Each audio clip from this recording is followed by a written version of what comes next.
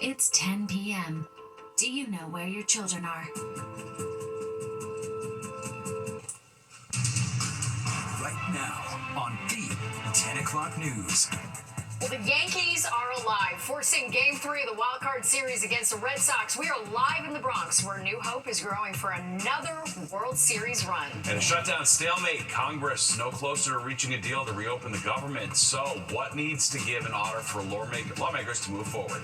But first, an explosion rocks the Bronx, sending 20 stories of brick crumbling to the ground, part of a NYCHA building collapsing, leaving some New Yorkers without a home tonight. Welcome to the 10 o'clock news. I'm Natasha Verma. And I'm Steve Lacey. Those in the Bronx coping with the terrifying moment and now facing the aftermath. Many are gathering at a community center where help is being offered. And Fox 6's Kendall Green is live in the Mott Haven section of the Bronx. Kendall, what's the latest?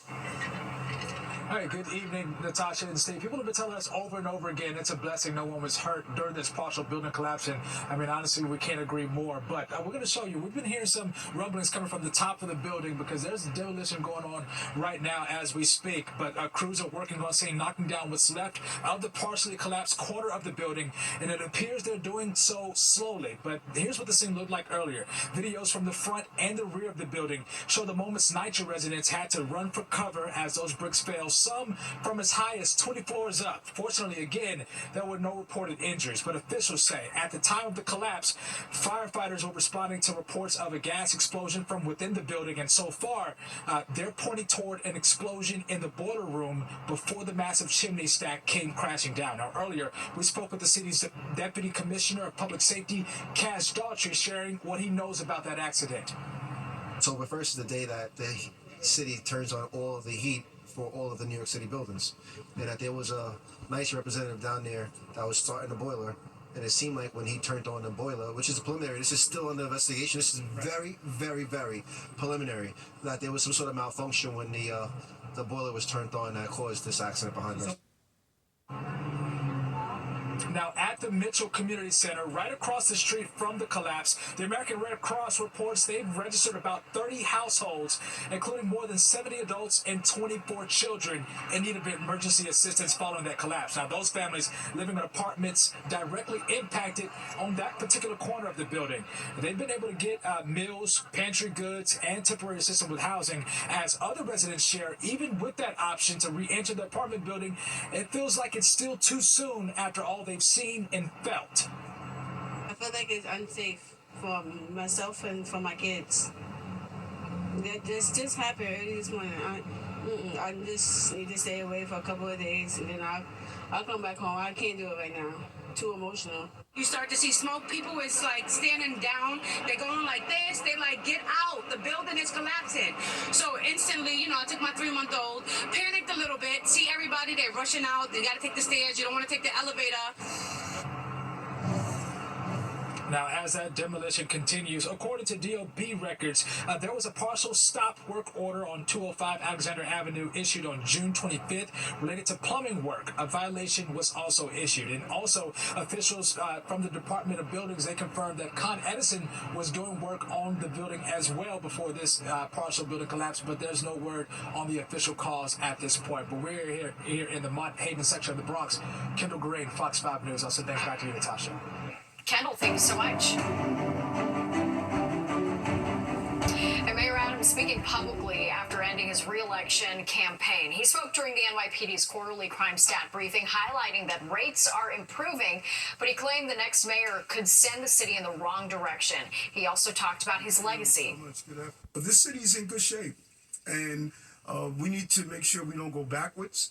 And I'm going to say you in the words of Bloomberg, when I became mayor, don't it up. It has become so good for you guys that you don't even realize it. But you know what? You're going to miss me. Meanwhile, Zohran Mamdani, Andrew Cuomo, and Curtis Sliwa all out with their first TV ads of their general election campaign. All three candidates holding events this afternoon. Freeze the rent, make buses fast and free, deliver universal child care. Those are the same promises that we are going to end this campaign with. This is a campaign that looks at the dignity of working class people as a non-negotiable. I would suggest the MTA focus on whatever resource they have in fixing the system that already exists because it's falling apart by the day. So I'd say all in all, I'm the mayor of Mass Transit. We have the lowest level police force in modern political history. That was a mistake. I want to hire 5,000 more police, get back to where we were when Mayor Giuliani was mayor, and make this city safe once again. The first debate of the season is almost 2 weeks away on October 16th. The U.S. Attorney's Office releasing new video in connection with a mass shooting at a Brooklyn lounge over the summer. It shows people running out after shots were fired. 3 people were killed, 10 others injured when gunshots rang out at the Taste of the City Lounge in Crown Heights back in August. Prosecutors say this all stemmed from a shootout between members of 2 gangs who were at the lounge that night, and they just announced the arrest of 1 suspected gang member who police think was involved. A 17-year-old boy is now facing murder charges in connection to a hit and run that killed 2 teen girls in Cranford, New Jersey. The victims were hit and killed by a car Monday afternoon as they rode their bikes home. Prosecutors say the accused driver was arrested a short time later. People who knew the victims claim the teen had been stalking one of the girls and say the hit and run was deliberate. In a statement from the families, they called the suspect a coward who was plotting this attack for months. Police searching for this man in connection to a violent assault on a Ford train in the Mott Haven section of the Bronx. Investigators say last night, just after 10:30, he got into an argument with a 26-year-old man, then allegedly stabbed him multiple times in his back and shoulder. The victim was hospitalized in stable condition. The suspect ran off toward Grand Concourse and East 149th Street. Yom Kippur, the holiest day of the year in Judaism, began tonight at sundown. Yom Kippur means Day of Atonement. Those who observe pray for forgiveness. They also fast until nightfall tomorrow. And earlier today, we talked to a rabbi in Teaneck, New Jersey, who talked about the importance of the holy holiday in difficult times. The unity and the peace that we really aspire to is going to be found by seeking to understand others, through listening, through having difficult conversations, and really trying to parse out that we really stand for many of the same values, but sometimes we put a different priority on those values. The end of the holy day is celebrated with a traditional breaking of the fast. Well, tonight calls for a coat. Some on the Upper East Side pulling out the long sleeves, a sight we have not seen in quite some time.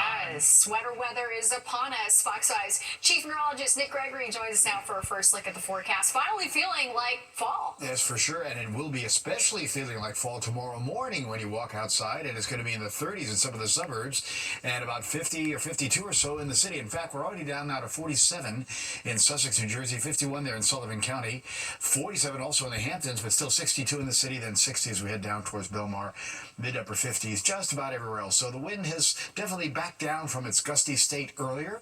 It's a northeast wind averaging closer to about 10 miles per hour. That'll kind of stay that way for tonight.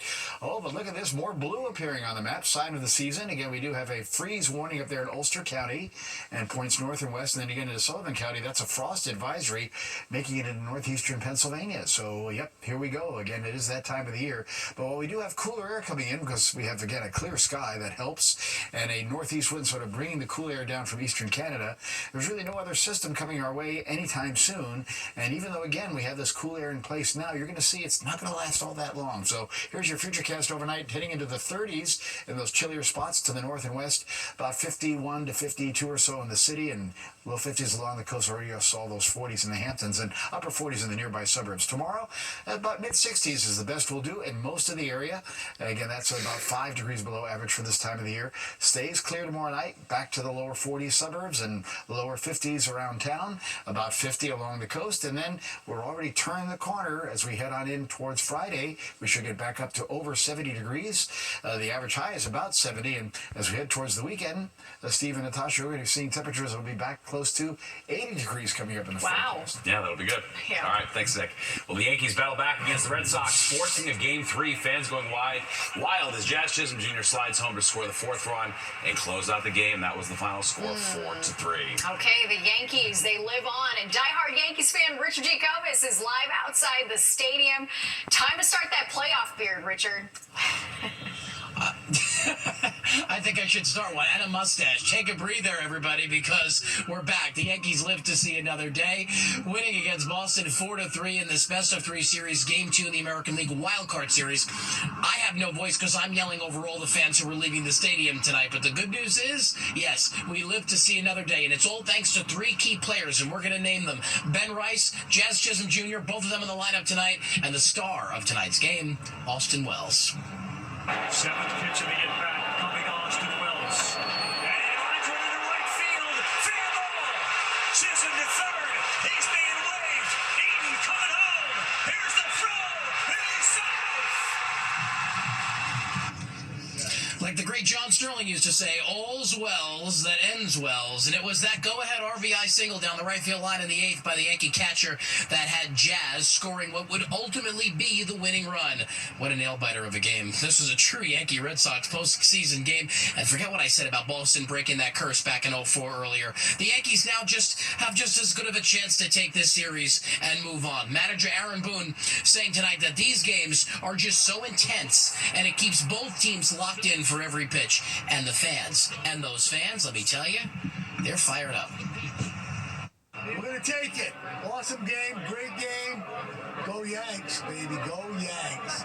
This is a huge win because tomorrow we know they might have that bullpen game, the Boston Red Sox. So I think we do have an established starter that you could have that opportunity because, like some people say, when you have 4 or 5 pitchers pitching, they all got to be locked in if you have a bullpen game. So one mistake could be a big deal for the Red Sox if they have. So I think the Yankees do have that advantage right now for the Game 3. Put us back to 20 years ago, to 03 and 04 with Boone. We got it. Keep going. Game 3, Yankees. See you, Toronto.